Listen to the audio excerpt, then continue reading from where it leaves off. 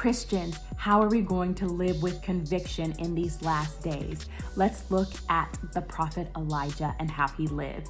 In 1 Kings chapter 17, Elijah shows up out of nowhere, but he shows up as a boss with a message of truth for the king of Israel at the time, King Ahab, who is the most wicked king Israel has ever seen. He's been condoning worship of Baal and living in utter sin. And yet, the prophet Elijah comes with a message from the Lord that it's not going to rain in the land for the next 3.5 years. And I love it because we don't hear of any bantering back and forth or debating back and forth. Elijah comes with the word of the Lord, and it is what it is. And it is what happened.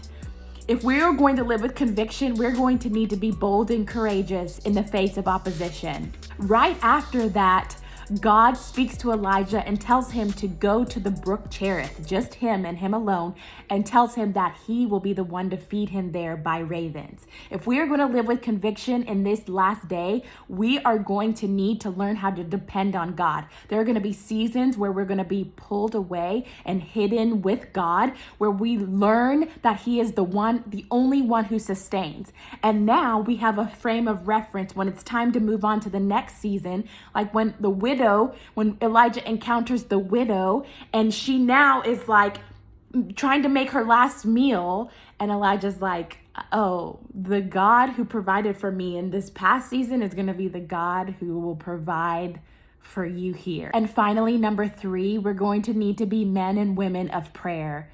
James chapter 5 lets us in on a little secret to Elijah's power to declare the word of God and for it to happen. It says, chapter 5 and verse 17, Elijah was a man with a nature like ours. That's comforting to know that he's not that much different from you and me. He prayed fervently. Bingo. That is the key. That lets us know that prayer was the prerequisite to Elijah's power in him speaking a word and it happening, for then revival to happen in the land. If we want to live with conviction, my friends, we have got to be men and women who know how to speak the truth and be bold and courageous in the face of opposition. We've got to be able to depend on God, learn it, live it, and we've got to be men and women of prayer.